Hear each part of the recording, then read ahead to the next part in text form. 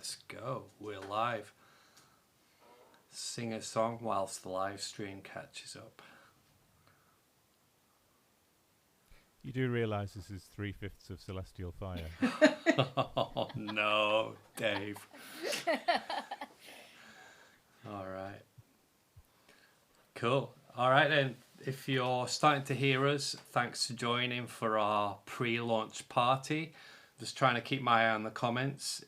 If you can hear the audio and see myself, Dave and Sally, just let us know in the chat, and we'll get into it as soon as we check everything's working okay. Yeah, and half of Heather as well. Oh yeah, here's Heather. All of Heather, yeah. With a new hairdo, looking rather glamorous. Yeah, not great. with these headphones on. Yeah, I can't see it with the headphones. It's like Princess Leia, though, isn't it? Oh, that's very nice, very nice. All right, cool, good stuff. There's so far there's about 50 of us online. Some more people may be joining us. I think another 40 people from around the world are going to watch the replay. So quite a few people in Australia and the USA are going to catch us on the replay. But it's great to see you guys live. So we've got Ray. I can see Graham's in the chat. And a few other, Lee, Rick, Phil Johnson. Great to see you all here hanging out. Cool. Well, got with me today Sally Minnear and Dave Bainbridge.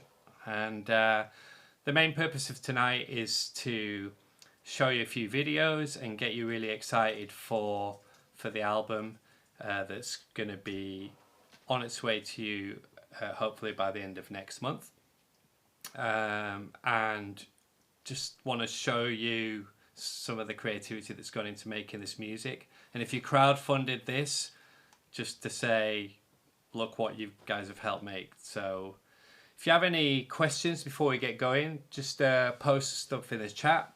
Heather is gonna read out your comments and make sure that we don't miss anything. So I'm just going to close this window over here.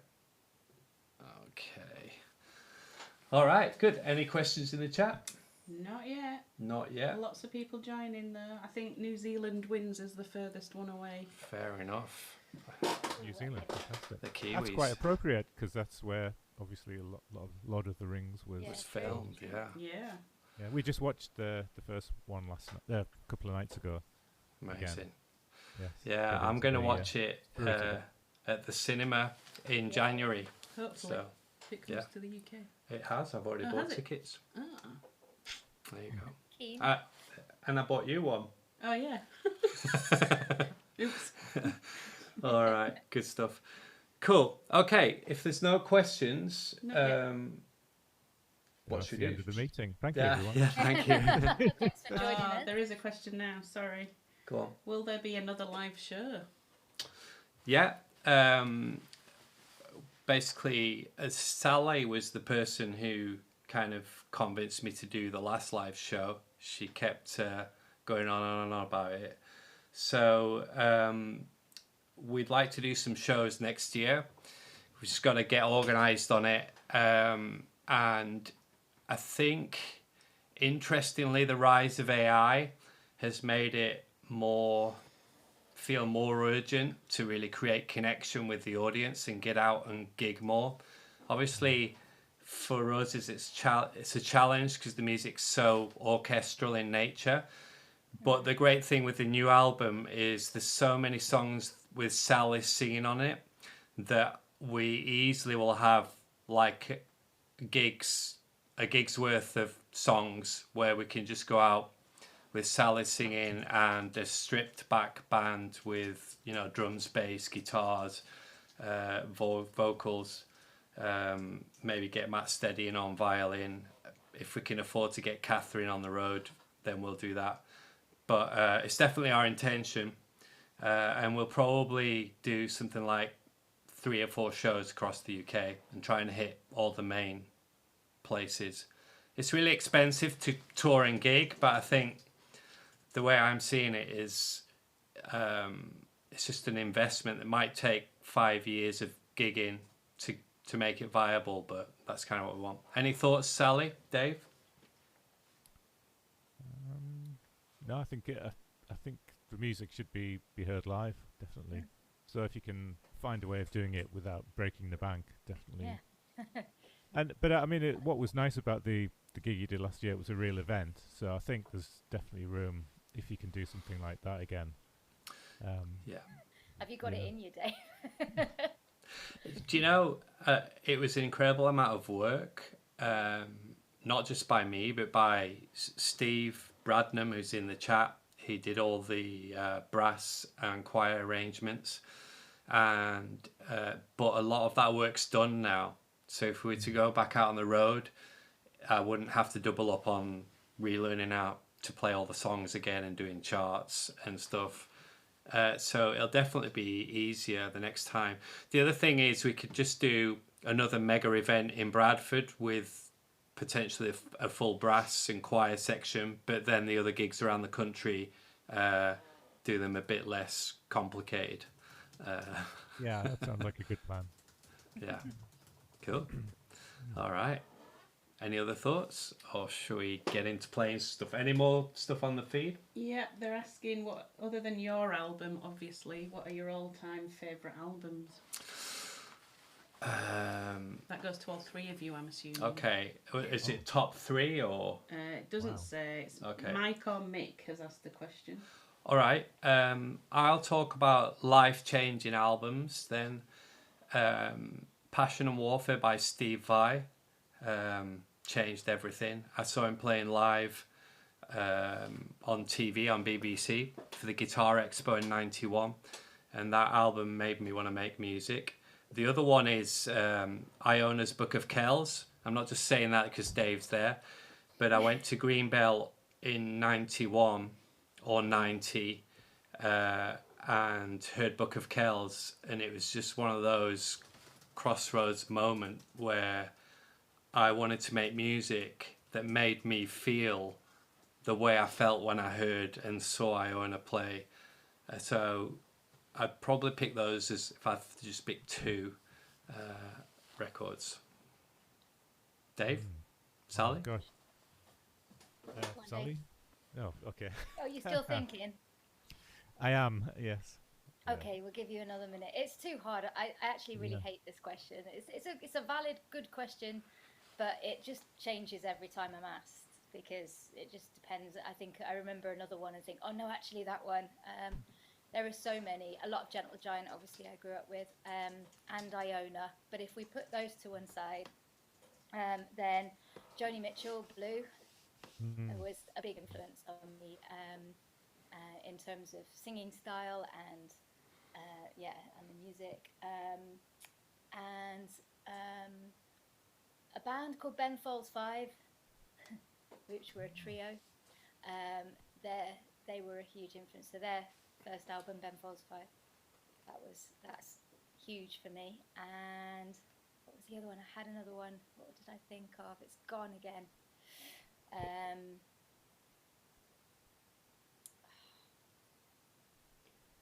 Nope, I'll have to come back to it. But and also Led Zeppelin as well. Yeah, actually, I was going to say the first album I bought with my own money was Led Zeppelin 1 off a school friend. Yes. And that had a big influence on everything that came after that in terms of playing rock guitar and everything. But yeah, probably. I mean, there's a few life-changing ones. Things like "Facing You" by Keith Jarrett, which is a solo piano improvisation album that he did when he was 26, and it's just incredible. Deep Purple, lots of Deep Purple stuff I listened to when I was an early teenager, and that got me into wanting to play organ and keyboards. And as far as kind of rock and progressive rock, I've probably gone past 3 already. Close to the edge was a bit mind blowing. In that that was probably one of the first albums that I heard where I realised that music didn't have to be like 3-minute pop songs or classical symphonies, but there was something in between that kind of straddled both of those elements, where you could have themes that were developed and music that really breathed into in terms of long-term compositions, rock compositions with keyboards. So all of those were pretty mind-blowing. Probably also in classical wise, variations on a theme by Thomas Tallis by Ralph or Rafe Williams. Yeah. The opening chords of that are just incredible. Yeah. Yeah, it's one of my faves as well, actually. Yeah. I just need to go and help Sharon get logged into Bandcamp, so I'll be back in a second. All right, so a bit of housekeeping. People are saying they can't hear you very well, Sally, so Yeah, I don't know if this is any better. I had a Bluetooth speaker, well, actually just plugged in. Yeah. So I've unplugged that to see, because normally if I'm FaceTiming, I don't get that complaint. So hopefully that's fixed it. Okay, guys. Well, I'm going to play you the first song on video in a minute when Dave gets back.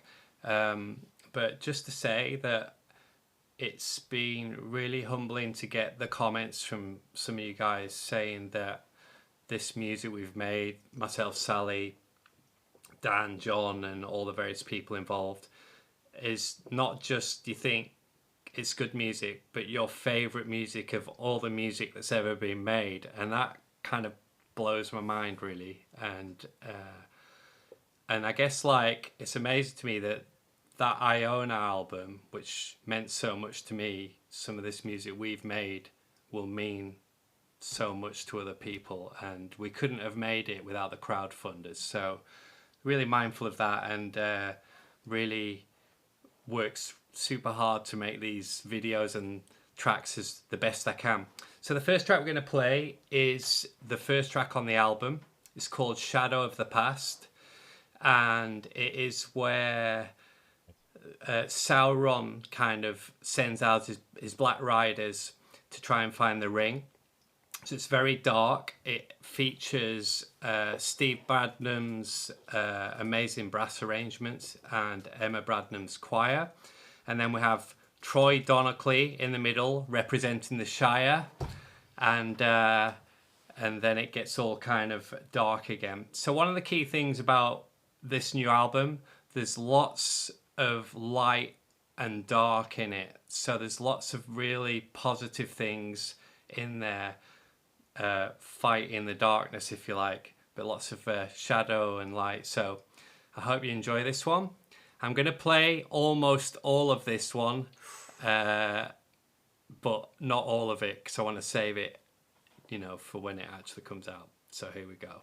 I'll just have to set up this restart playback. So complicated doing this. All right, here we go. Share.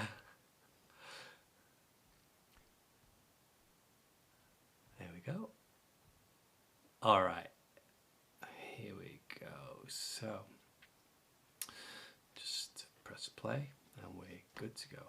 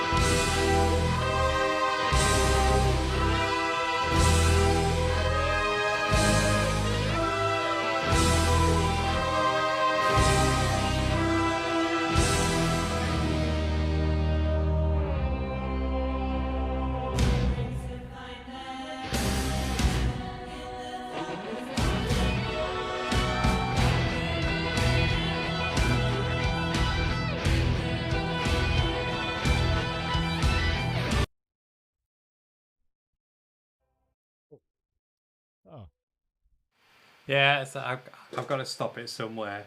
But Yeah. there you go. So that's the first one. I'm just going to turn the volume back down now for our voices. All right, so plenty of stuff. Anybody guess who the ring wraith was? A few people guessed before I'd even asked the question. Yeah. Yes, it's me. So that was quite funny. Myself and my friend John, I went out to the woods on a misty day, and I was all dressed up in that and borrowed the long sword off my neighbour, and we just hoped that no kind of dog walkers saw us there. But also the ring footage is me just holding the ring in front of our log burner. So what else is there in there? You almost falling down the stairs. Oh no, sorry, you took No, that that's a bit different out. one. Yeah, so I guess the important thing is, like, every shot that you see there, if it's in a location, that represents a day's filming, and then at least a day or two's editing. So every time you see a different shot in a different mountain, in a different castle, usually that's a whole day's work. And I think this project has something like 5,000 different kind of shots and edits shot over probably hundreds of days. So yeah. So what do you think? Any comments? Lots of comments, loving it. Just amazing, pure magic. A few were commenting about the sword. Yeah. Sadly, I had to give it back. Yeah. Cool. Great. Somebody was asking about if the Folly was for sale, and that was Scottington, and I said we'd fight him for it if it was. The Folly is just in some woods in Bingley. It's open to the public. It's just, I stumbled across it one day and thought this would be cool. So we've used it for a few things, haven't we, guys? So Dave, do you want to tell us anything about the mix that you've done there? Oh, you're very quiet. Hang on. Let me turn you up. Sorry, just keep talking. I'll turn you up. Yeah, one of the things, I can turn me up here as well.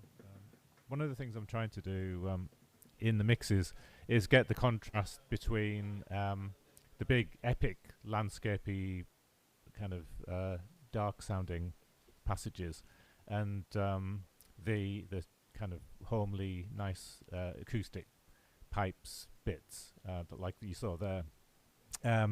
And the way I'm thinking of that is the big sections represent the, like, out in this space with fighting orcs and all that kind of thing, and then you've got the like the pub in Hobbiton, which is very cozy and warm.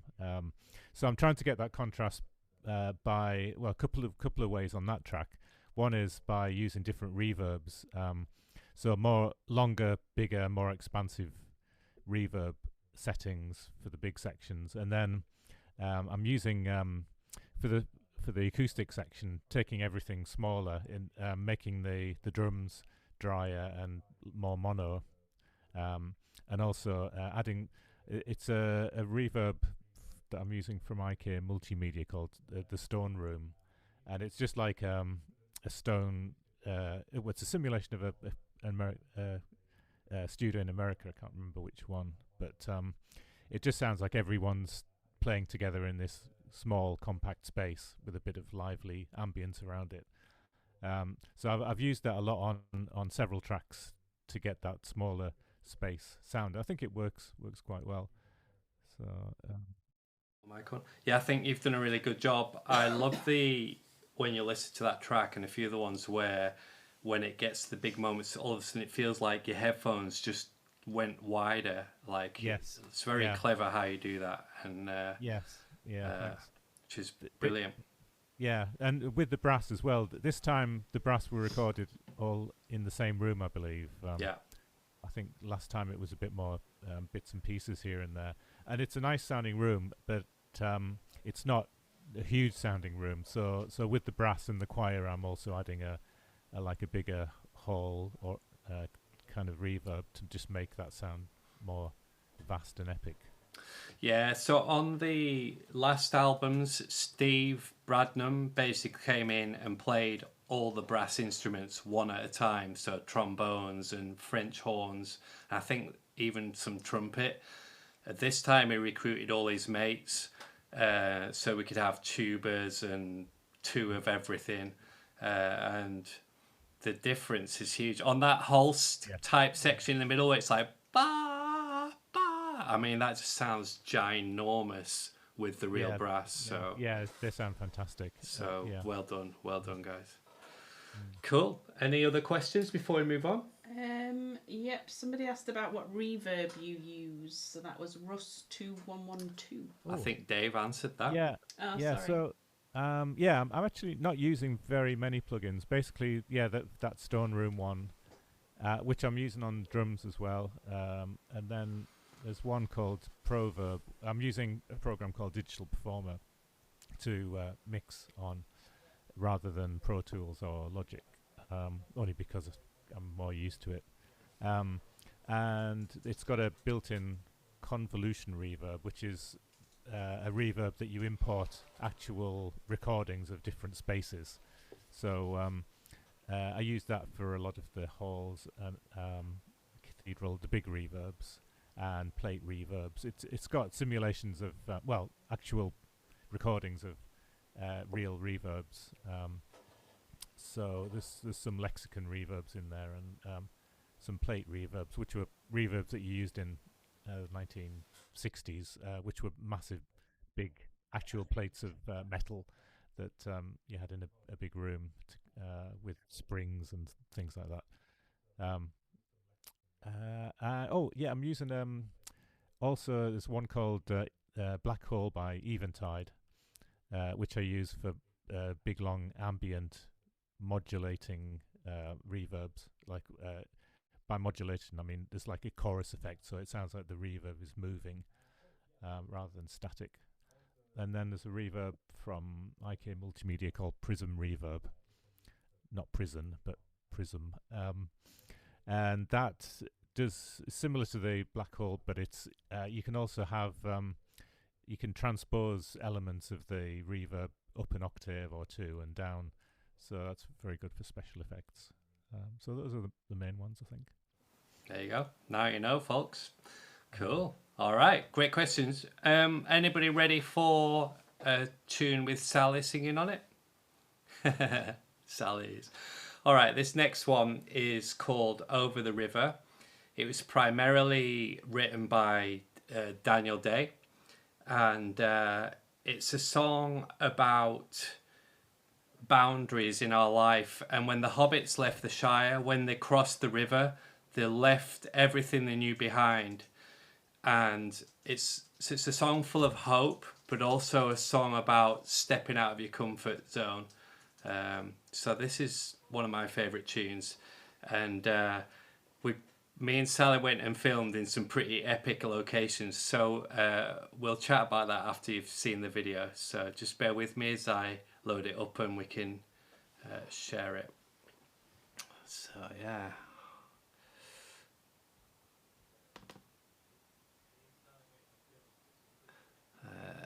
Okay, and I need to go to Zoom and share the screen. I might just restart it actually. No, that's the wrong one. Here we go.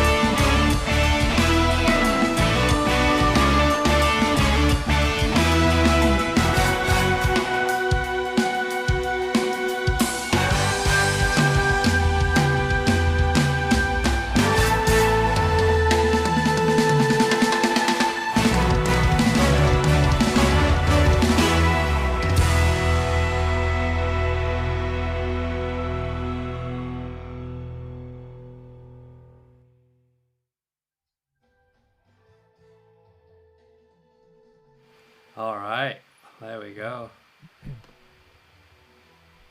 Let's stop the share if I can remember how to do that. All right, good stuff. Dave, I think I can hear Yeah. the Oh, Bandcamp that's- feed somewhere. I'm hearing it twice. Yeah, that's from Sharon in the kitchen. Oi, Sharon, 2 turn it seconds down. behind. All right, good stuff. Cool. So, yeah, some beautiful locations there. I have to say a big shout out to Sally, who it seems every time we do a video shoot, it's absolutely freezing, and she's got to stand there wearing a dress, and usually has some kind of ailment. So that day when we were filming in the mountains, that's a place called Buttermere, which is one of my absolute favourite places in the Lake District. It was a pretty long walk to get there, wasn't it? And It was, but we made an early start so as to avoid the rush of That's walkers. right. But it was funny, the people we did pass, as I'm trudging up with a little dress on and all my makeup on. yeah. Yeah. The one lady said, I thought I could hear somebody singing, and we were like, yeah. Oh, there was that couple who stopped to have a sandwich. Yeah. And they said, it's really lovely. Yeah. The other good thing you guys should know, and I'm going to do like an outtakes video of this, is that when Sally's doing the video, she really proper sings, really loud, and it's amazing. So what we did is we took a little Bluetooth speaker up, and I played it off my phone, and she's proper belting these songs out in the middle of nowhere. So yeah, so huge kudos to Sally, because it's pretty embarrassing, It's more I fun think. that way. It's definitely more fun that way. So, Leading yeah. into that, actually, there's a question about Sally and who was her favourite vocalist. Favourite vocalists. Favourite vocalist? Well, I've already mentioned Joni Mitchell. She Yeah. was quite a huge influence, and it's too obvious to say Joanne Hogg. You told me Robert Plant was. Yeah, he's up there, and Paul Rogers. Yeah. Paul Rogers, yeah. I'm trying to think what else I need to tell. Oh, somebody asked if the water was cold when I was standing in the river, and yeah, I filmed that in. It was cold. Was it October or November? But it was really cold. But That's just how you like it, though, isn't it, Dave? not really. But I just figured if Sally could stand on the edge of a mountain in a dress in a 30-mile gale, I should probably walk barefoot through a river just to kind of level it up. Mm-hmm. Yeah. But in all seriousness, like, those are the lengths that we're kind of going to for these videos. But Sally volunteered herself. I just want to make that clear. I did. I think I made a comment after the last album when everyone else was up a hill somewhere or in the snow. You nearly killed Dan. Yeah.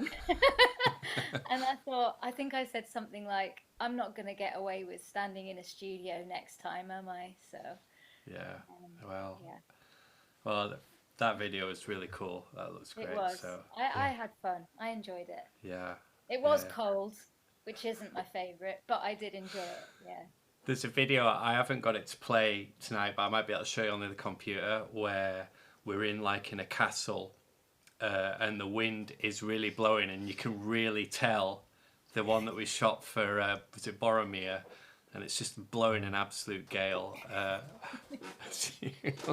So every time we finished the shot, Jonna, who came and helped us film, put Sally's coat back over her because she was proper freezing. Yeah, I was looked after. Yeah. Yeah, we tried our best. Yeah. Cool. Any other questions, Hev? Yep, so it's quite a good question from Chaz. He's asking, if each of you had to swap your main instrument to something else, what would it be? Well, that's not really fair with Dave in the chat, is it? It's like, Yeah, he already plays anything like- he wants. He already plays like several instruments. He doesn't have when he said that he wasn't very good on drums, I was like, finally, something I can do that he can't. Yeah. Yeah, if I had to swap instruments with anything in the band or just us three. Do you not say? Okay. It doesn't say. I think if I could play anything, I'd play Ull and Pipes. If if I could pick any Yeah, instrument apart from yeah. the one I currently play. But I can't play ull and pipes at all. Currently. So do you know what? It's a bit of a pipe dream, isn't it? It is a pipe dream. I did have a go on Troy's uilleann pipes once, Yeah. and yeah, that strapped them in and everything, and he showed me how they work, and it was really difficult to do. The Yeah. coordination between having to blow the air in using your elbow and also, use both hands to play stuff. I found that quite tricky, but yeah, I think probably tin whistle would be good, and then I wouldn't have loads of gear to keep carrying around That's everywhere. smart. That is smart. Yeah. In fact, I've actually got your whistle here, Sally, the black one. Oh yeah, well I've got two. I yeah. bought one here, Yeah. so that's the American one now. That's So I might learn how to play that while it's here. Yeah. Yeah. And for me, it would be bass. You play Oh, you bass, play though. bass. I do. Can it not be something Okay. you can really play? Yeah, Come yeah. on. But Right, if I so- was gonna move, then I would play bass. Yeah, yeah. Yeah. We'll just have to make sure there's some tracks where you can play bass in the next Dave and Sally. I Oh, can't no. play bass. I can't play bass and sing though. Just to say that. Yeah. Yes. I'm yeah. no Yes. Sim. Yes. But Dave, I was listening to some of Sally's violin playing. Amazing. That's What? definitely. Well, Sorry, It's all it's an Yeah. inside joke because whenever any of us mentioned as some peripheral instrument we picked up once for 5 minutes, Dave's like, "Oh yeah, we should definitely put that in the set." I used to play violin live with Dave. yeah. Yeah. He Yeah. did, That. he did get me doing that, and I used to loop it, didn't I, at the start? Yes. Of songs of the Ten? Yeah. I mean, the only thing about that was the violin wasn't very good. No, the violin was Yeah. shocking. Yeah. So, yeah, I hope someone's going to buy you a new one for Christmas. And then we can include no. it again next I time. think it's doubtful. Let's have a whip round on the chat. Who wants Sally if you to want to play violin on the next record? I actually Yeah. took it to get a new bridge put on, and there's a workshop in the town where I live, and the guy was so rude about it. He did it so quickly and said, "Just get it out my shop." Okay. Yeah, well, it wasn't a good Not violin. a good violin, no. No. If anyone's interested, I've actually got on my other screen here. I've got Digital Performer with the Over the River mix-up, so I could very quickly just show people the actual tracks and Go for it. I'm sure people will be interested. yeah, just so you can see. Let me just share the screen. There we go. So this is my virtual mixing desk. I've also got an actual thing by the side of me here, which has faders on, which I use as physical faders to move the ones on screen. But so I have all the tracks color coded. So this, you can see how many tracks are on this song. All these in orange are the drums. If I move along, the dark blue is the bass. And then we've got all the blue guitar tracks. So there's quite a few guitar tracks, as you can see. Excellent. Yeah. Not enough, if you ask me. Yeah, there's an acoustic guitar and a 12-string guitar, which we had, I think, just playing chords, double tracked. And then the green tracks are some keyboards, mainly piano. And then all of the purple tracks are vocal tracks. So we've got, so where it says Jay, hi, that's Jaden. That's your son, who did some harmonies on the chorus. You and That's Jade. it. I finally got in on an album. The last one he sang on was Not All Those Who Wonder. But He was considerably So- shorter and younger yeah, and Yes. higher. yeah, that's it. He's got a really deep voice now. Yeah. So that really helps to make the chorus sound big, I think, having those vocals in there. Then there's a few random tracks, a couple of choir tracks, which I think are sample choir. Then yellow is the whistle, and then we've got some string tracks. And then all of these in this brownie colour are the brass tracks. So we've got on this 4 different horns, 3 trumpets, a soprano cornet, 2 trombones and a bass trombone. So I have all of those linked to this one thing here, so I can move this up and down, and all the it's a group track, so I can adjust the level of all the brass at the same time, or mute them all, or whatever, without having to move every fader. And then these tracks in pink here, these are the reverbs that I'm using. So there's that Stone Room. Gold Plate, I think, is one I used for vocals. The Prism, yeah, I could show you this Prism reverb if I click on that. That's what that looks like, which I used on the whistle on this one. And yeah, I've got this nice wood room. This is from Proverb. So this is an actual sample of impulse responses, or samples from an actual room, which I use a lot for big drum sounds. It sounds great on drums. There's a delay, and then this end there's the mix bus, which is a final. Oh, this is interesting. Very quickly, I'll show you this.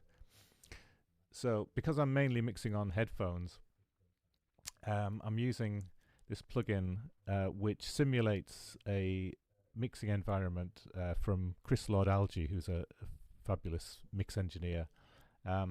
So when I put this on, it actually the camera in my laptop follows the movements of my head. So if I move my head, you can see it moving on there, and it sounds like I'm moving around in a virtual mixing environment.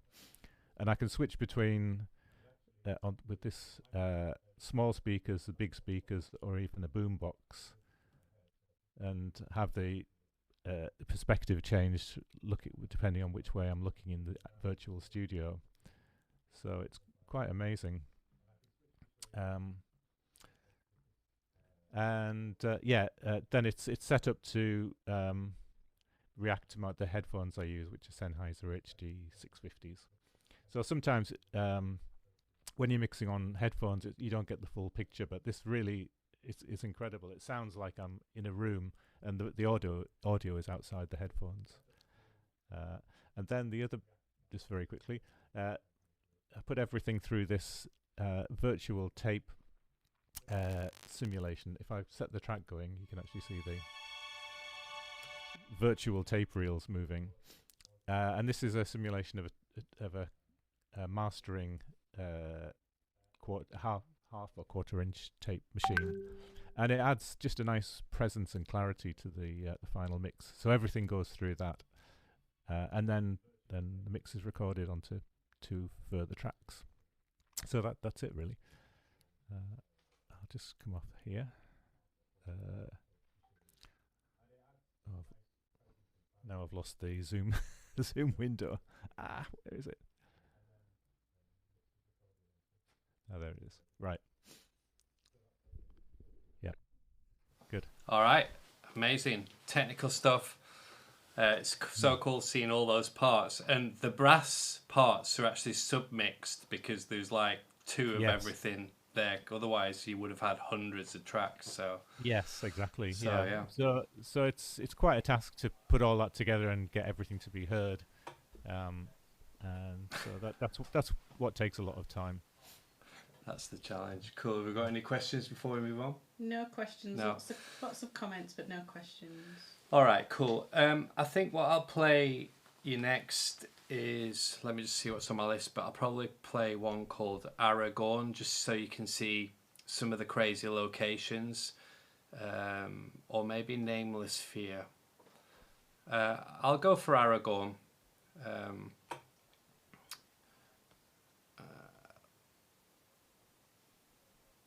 So yeah. Right, I'll turn my microphone off this time.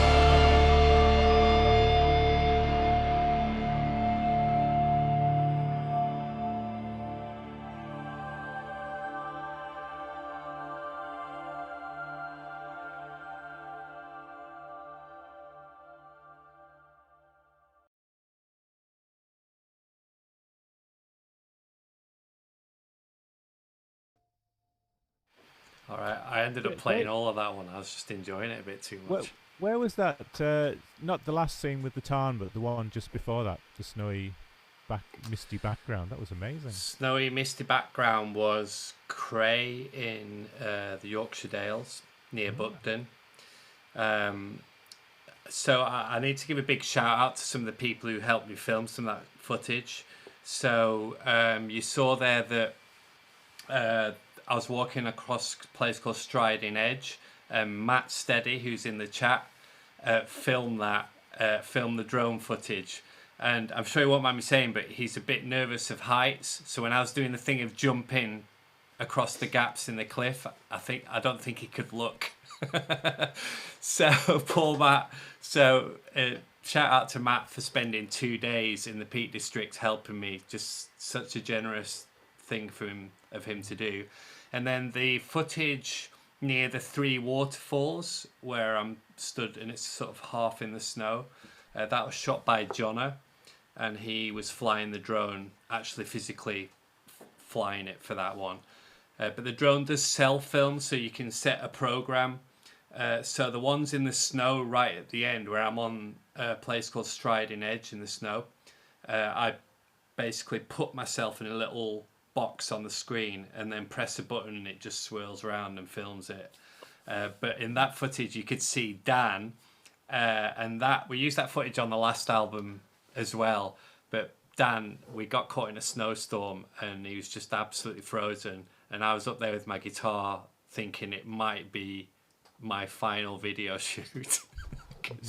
So we didn't quite go to those extremes this time, but I think that video is a really good example of what I was talking about, where every shot you see is a day where myself and probably somebody else has gone out in the cold to get just a few seconds of footage, and we spent a whole day out there, and it's involved the generosity of somebody giving their time and also enduring the weather conditions like Sally did on the mountaintop. So I suppose one question would be, like, why do it? And the answer is because it's hard to do, and it involves a bit of suffering, and especially in the last 6 months with the rise of AI, where you can just type some prompts into a machine and maybe use a photo that you've actually taken and animate it to form short videos. I'm so adamant that I want full creative control and not give any of it to the AI computers, that we do things that would be very, very difficult to do with AI, because there will be no AI used in the videos, in the artwork, in the lyric writing, in the compositions. There is no AI use anywhere, because I think I've made a choice that I don't want to. The moment I start using AI, people will be like, did he really go up a mountain with his guitar? No way am I letting AI take the credit for that stuff. So I just wanted to say to you guys, that a lot of effort's gone into this stuff, and it's not just because I enjoy being out in the wild, it's also because it says something about how seriously we take what we're doing. So yeah, anyway, TED Talk over. I'll let some of the other guys say something now. That's another example of what I was talking about earlier about creating the different sonic spaces. So when it went down to the pipe section again, I was using that Stone Room small reverb and panned all the drums much more central and dry and a bit quieter.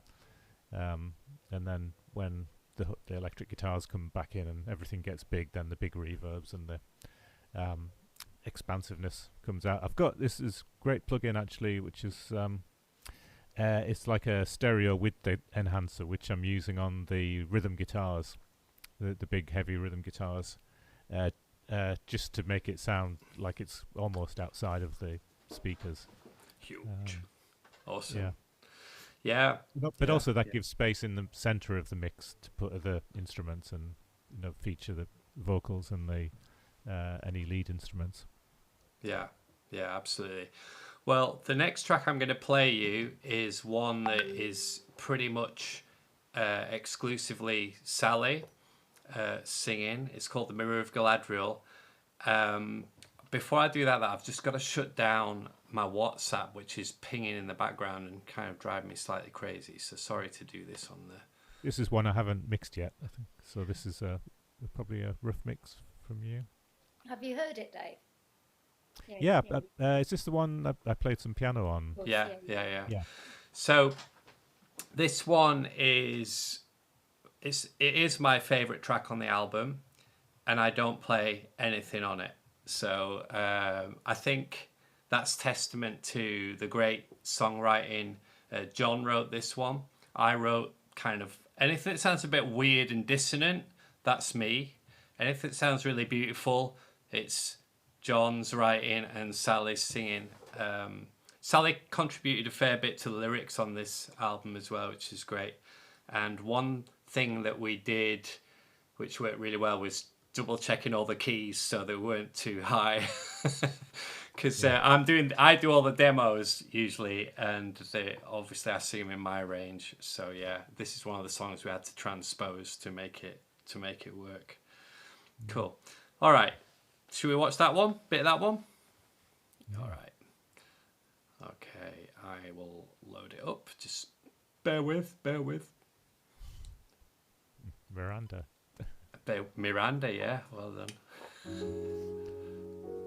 Yeah.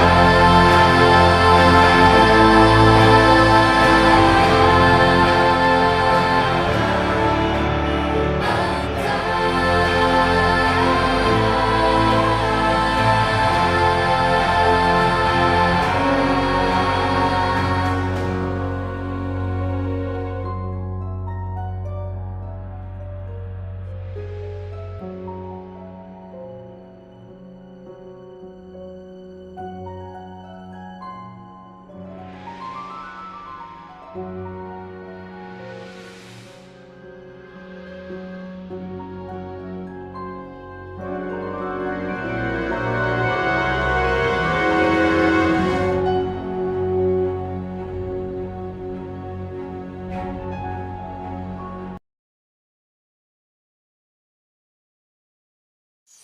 stop it there. Ah, yeah, amazing track, that one. And we filmed it at a place called Druid's Temple, and between you and me and everyone watching this, we didn't have permission to film there. so we had to sneak in and basically film it and get out really quickly without being spotted. And we'd already planned a bit of excuse that we were shooting photos because it said no filming, and we were just going to say we were filming photos but in really quick succession. So we were very efficient, weren't we? We were get in there, do it, get out. Yeah, but what a location. It looks absolutely stunning in terms of like the Mirror of Galadriel type location. And we took Heather's, big shout out to Heather, we nicked her water feature to use as the mirror. Oh yeah. And I bought some were you aware of that, Heather? I think I was just about. I think he asked for permission after doing it. But, that sounds very me. Always ask for forgiveness rather than permission. Yeah. I also bought some like LED bath lights that we lit up in the bottom to make it look a bit ethereal. So yeah. Somebody mentioning that it's a bit Debussy. Yeah, the intro is very much inspired by Debussy. Cool. We've got a few questions. Yep. So going back quite a few minutes ago, somebody asked, how come John hasn't been out in the cold or up a mountain? Everybody else seems to have had to kind of deal with that, and John seems to have got away with it. I'd like to see him drumming at the top of Helvellyn. I think that's the answer. It's like, there are limits. Taking a drum kit up to the snow line would be a tribal effort. You could take one of the little kid ones. Like... Right, next album. John is on this. Go on, sorry. Make sure that he's got like a triangle at some point. Then send him up a mountain just for that shot. Yeah, for sure. Yeah. There is some footage of him playing a frame drum on one of the videos, but yeah, Dan and John, all the footage of Dan and John is actually what they played in the studio, and there's a few bits of my playing which is what actually ended up on the album. A lot of it's mimed, obviously, especially if I'm outdoors. What, you didn't have an amp and just electricity? To clear that up, I do get comments of people like going, oh, you can tell he's miming. Yeah. I'm like, you think? I didn't take my computer up the snow line and my amp. How long would your extension cable have to be? Oh my goodness, that's the internet. Actually, next time we should record the whole album up on one of those mountains somewhere. Yeah, I will if you do. Cool. So somebody's asking, are you not scared about damaging your guitar or equipment? Not really. I've dropped that guitar in the sea. So on the song, what's it called? Song of the Sea. I don't know. Song of the Sea. I was filming near Liverpool, and the wind was so strong, and my camera was on a tripod in the waves, and I was prancing around like a fool. My guitar, full view of all these people on the beach. And but it was like October, so why were they on the beach? No, I think it's summer this one. Was it? And the wind blew my tripod over, and I had a choice. Do I dive to save the camera and dive in with my guitar on, or do I just watch it fall over and not? And so I realised I could fix my guitar, but not the camera. So I did a full length dive to save the camera, and the guitar went in the water, and I had to rebuild all the electrics. That's why it's even rusty to this day. My guitar, where is it? So I don't think you'll be able to see this, but all these bits are all gone kind of rusty from the seawater. But I build my own guitars and amps, so I wasn't too worried. Well, I didn't have a chance to think about it, but I knew I couldn't fix the camera, so there you go. Yeah. So. Okay, the last one. I'm not sure if this is for It's Dave which Bainbridge. is it Dave Beat? Oh, It's Dave Bainbridge. What's the name of the stereo width enhancer plugin? Yeah, I did put a answer to that. Yeah, it's sorry. called Quad Image. There you It's go. from IK Multimedia, and it's part of T-Rax 6, which is a suite of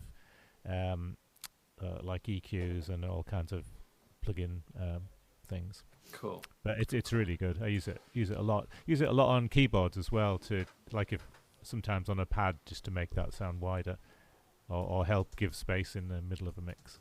Yeah, very very useful thing. Cool. Well, I think we'll play one more song to finish. What I'm going to do is I'm just going to show you the video editing plugin. Now, unfortunately, this means Dave and Sally are not going to be able to see this because I'm not going to do it via Zoom. But I just want to show you kind of the software I use and just some nerdy stuff with that. So we'll jump into that for a second. So sorry, Dave and Sally. I'll see you on the other side. So hopefully this will work. Okay, so here I am. All right, so the software I use is called DaVinci Pro, and it's free software. And one of the challenges when you're shooting videos in loads of different kinds of weather and lights is getting to look kind of balanced. So I'm just going to show you a few shots of Sally on the mountaintop and kind of show you like what's involved basically. So yeah, right. So I'll swap over to camera 4. There you go. All right, so I'm just gonna extend this over, and what you can see, this is for Over the River. What you can see here are all the video shots involved. There's literally hundreds of them. So I'll just zoom in. We've got like the drums and stuff at the bottom, and then all the various shots. So if I go to the one, let me find one where Sally stood above Buttermere for Over the River. That would be a good one. That's Nameless Fear. Get to the right bit. All right.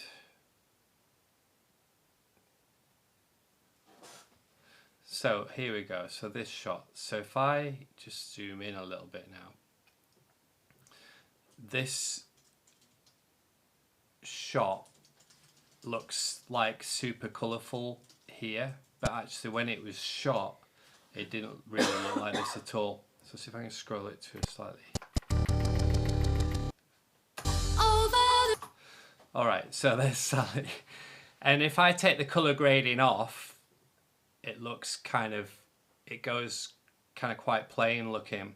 And so what I'm always trying to do is darken the background and make Sally's dress pop and more saturated in colours. So and then I'd have a shot of Dan like that, and I'm trying to get the blues and the greens and everything to match that outdoor scene. Whereas if I take the colour grading off, it goes suddenly super bright and doesn't really look the same. So you can see the difference. That's quite a massive difference there. And so I've actually had to spend quite a while learning how it all works. One other cool thing is I'll just show you on Troy's footage on Nameless Fear, something that's kind of funny. See if I can find it. It's hard to see on this screen. All right, here we go. So this is Troy's footage. Let's go down. So in the background here, you can see there's a Jaws poster. And I had to sort of darken that poster out because all I could see, instead of Troy playing his uilleann pipes, was this picture of Jaws staring out at me. So I kind of used a special effect to block it out. And if I move through the shot, you can sort of see the poster moving in and out there, and that just takes absolutely ages to do. So these are the kind of lengths I'm going to make these videos look cool. I'll just show you one more shot of Sally. Or maybe I should show one of me and Matt, actually, if I can find something. Or maybe not. So many video shots. I'll probably leave it there. Oh, there's one. There's a good one to leave on. There's me as the ring wraith. There we go. That's so cool. That's what it looks like with that colour grading. So quite washed out and quite daylighty, and then with the colour grading, make all the colours richer, make it look more like nighttime. Anyway, I just thought you might be interested in that. But we'll hop back to the Zoom now, just in case you've all fallen asleep on that one. All right. So here we go. We're back on the Zoom. Hello. Did you manage to see any of that, guys? Actually, I just realised that I can on my phone, but it's... Oh, yeah. I was watching it on the phone. There you go. Okay. But it did give me a chance to go to the toilet. So,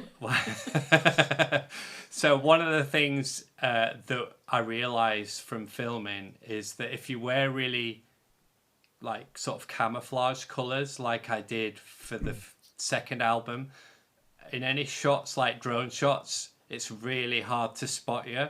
So that's why Sally wore that super bright, colourful dress, because in the middle of the mountains, it's really easy to pick her out. But I also did stuff like where I highlight just her and turn up the saturation on the colours so she pops even more out of the landscape. So all those little details take so long to learn and figure out, but it's those little tiny details that add up to something pretty cool. So yeah, hopefully you enjoyed that. All right, we're almost done. Any more questions? No, not at all, but lots of people impressed at the fact that you edit and do all that stuff in the background as well as doing the music in the foreground. Yeah, in fairness, I really love it. I love the creativity of figuring it all out. Even like not just the videos and the music. I love the teamwork. I love working with Sally and Dan and John and all the brass players and Matt and everybody who inputs into this. I think it makes the music stronger because it's shared, it's community. So I love all that. I even love trying to figure out the marketing, which I'm not so good at, trying to sell the stuff. But it's a real privilege that for me that anybody wants to buy it. So the fact that, you know, it's 2 years to put an album like this out of constant work, you know, it's its own reward that I even get to do it. And the fact that you guys are going to buy it at the end or crowdfund it at the start is just a huge privilege. 'Cause it feels like we're all in it together, like, you know, so yeah. That's my second TED Talk for today. Anybody want to add any to that? Yeah, actually, I think one of the nice things is that not only because a lot of the people who are actually on the chat like fans of Sally or fans of me as well, and so it really feels like, you know, it's not just like one artist, but you know, there's a group of us, and we're all we appreciate you supporting all of us. Yeah. In our different endeavours, and that really feels like a community, as it should be. Yeah, and one thing, when I sort of quit my proper job over 10 years ago to do this with no idea on how it's done, I could have never foreseen that one of the most fun things would be this shared community of people that come together, the fan base, and like especially around the Celtic prog thing where there's Matt Steady in there, there's Daniel Day putting his own whistle music out, John Bigland's putting his acoustic folk out, Matt, you know, we're all doing this stuff. Sally's going to put a record out soon, isn't she?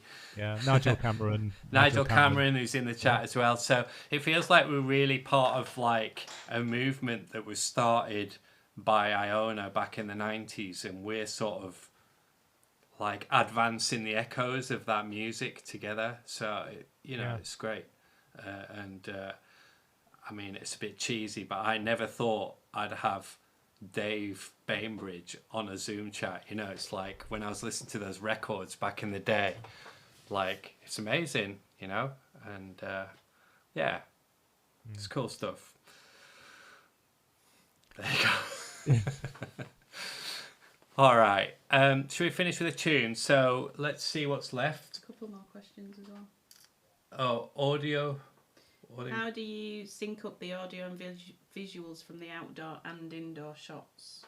I take a Bluetooth speaker and record it, and then you just line it up in the software. So yeah, that's actually one of the easiest things. That was something that was much harder in the days of analog tape, because tape speeds could vary slightly.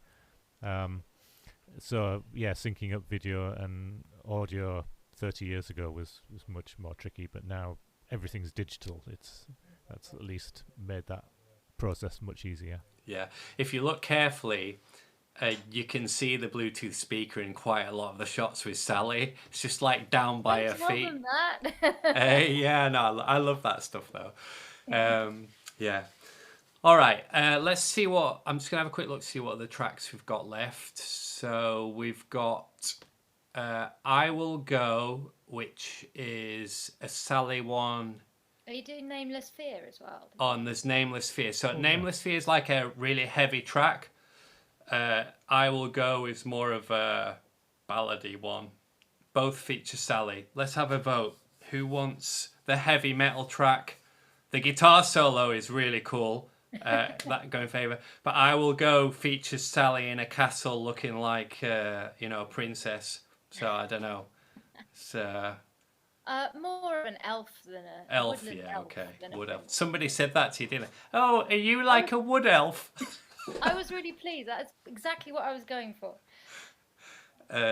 Yeah. Okay. Heavy. People saying heavy. Oh, look, all the metalheads in. Sorry, Sally. They're going to have to wait for the... I wanted that one. I wanted that.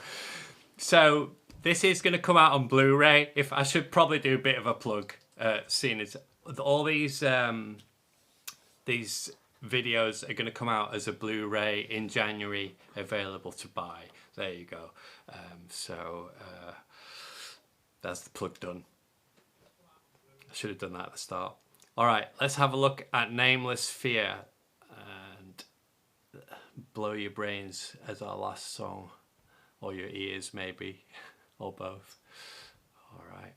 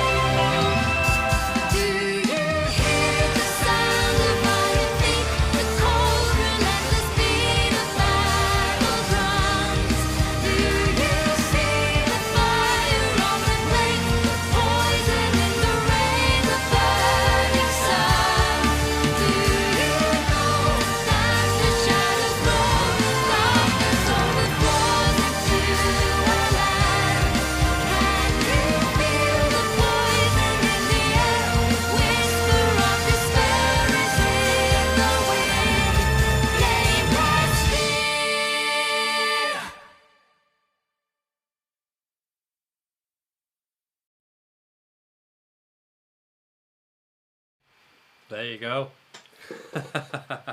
That's an epic one, that. Yeah, great song. What do you think, Sally? Because you haven't seen that one before, have you? No, that's very cool. Do you know what though? It did make me laugh because I'm singing about fear and everything, and I've got this big grin on my face because I was just having a really nice time. I need to go back and do it again and look a bit more kind of angry or scared or something. You had to laugh because it's so cold. I was laughing at the bit where you're singing Rain and it's the wind. Remember, it was just like rifling through that valley and you were freezing and it was just like, right, that's enough. Let's go home. That'll do. So you were laughing, and then I kept falling over because I'm trying to film you like that. I kept tripping over stuff, and oh my goodness. So yeah. Got there though, didn't we? We got there. Yeah, that's a cool track. That it's a bit heavier than our usual stuff, but yeah, a lot of fun there. Yeah, it's good. It's really good. Nick Harrison's asking who writes the lyrics.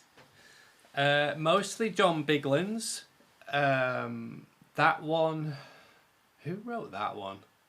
I think that was mostly John, and then what happens is Sally will go in and tweak things that are more like what a singer would do. Tell us a bit about that, Sally. How did you tweak the lyrics? I think because obviously John he writes poems. He's a great poet, but there's a difference even between reading something and singing it, and especially when you've got long notes involved, certain sounds, vowels will sound better stretched over a long note, and just sometimes it just feels you can be given words that are great, but then when you sing it, it somehow can come across a bit clunky or something. So because I sing, I can take something that's written and just maybe change the odd word so that the essence is the same. I don't want to lose the essence of what's being said and conveyed. But yeah, if there's a way that I can still get that across, but it'll sound good sung as well, then that's what I try to do anyway. Yeah. And I don't think he's been too cross with anything I've tweaked so far, has he? No, I mean, the great thing is just that generosity of everyone involved. Dan particularly, he just writes music and then gives it to us. Yeah, he's not precious about it, is he? No, he's just like, all right, once I've given it to you guys, whatever you do, it's up to you kind of thing. So that kind of there's definitely a tension that I try to manage between everybody getting their own voice and their own personality and influences into the project, and keeping that ownership there. And it's that tension of us not fighting literally, but trying to argue for what we think it should be, which makes the music great. So I really value that, and it's great that Sally's been able to really shape the lyrics more on this album, especially some of that really high pitch stuff where you've been able to change it to make it, singable. I remember when we did The Riders of Rohan, and I think you had to take a run up to get to that. Lie. Just remember you looking at me like going, you can't be serious. Well, I think I said no, didn't I? I said, no, I can't sing that. That's too high. And then it was at Dave's studio, and then I just sort of did a silly example, and you both went, actually, I think it could work. And I was like, what? Yeah. But, yeah. We're a bit like that, aren't we? But, so, okay, so that's the overview of what we've been up to. So Dave's working hard on the mixes. We've got a sort of target of mid-January. I've got mastering booked in, and then it'll just be a case of getting it manufactured and in the post to all the crowdfunders. So I'm hoping the wait is not much longer, but my kind of heart was to show what we've been up to. We haven't been sat around doing nothing. I've been working sort of all the time to get these done, but I'm just, let us know in the comment if you think it's been worth it. But yeah, we've really gone the extra mile for this project. So Well, on that note, Pete Midge is asking, who would you choose as your body doubles for the scary bits of the filming? Me? Oh, well, whoever's been out filming. Sally? I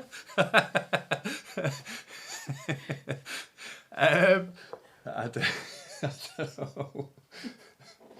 Well, surely you would pick. Do you know, Aragorn. people always say that I look like Moby, so Moby. Nobody knows who Moby is. That's a proper 90s reference. You look more like Wayne's World. Oh, without the right. hair. Oh, you mean Garth, don't you? Not I do Wayne. mean Garth. How yeah. dare you? The honest truth is, I actually probably should be my dad because I'm starting to very much look like him now. Oh, that was a good question. Anything else before we maybe finish? on the next album you'll have to be body double for him on the dangerous cello on the mountain bits. Yeah, but he is. Somebody asked if he was on this one, and we filmed near a river in winter. But he's always game for doing crazy stuff. All the ideas of going up mountains on the last album were all his. So next album we'll get out again and do all that stuff.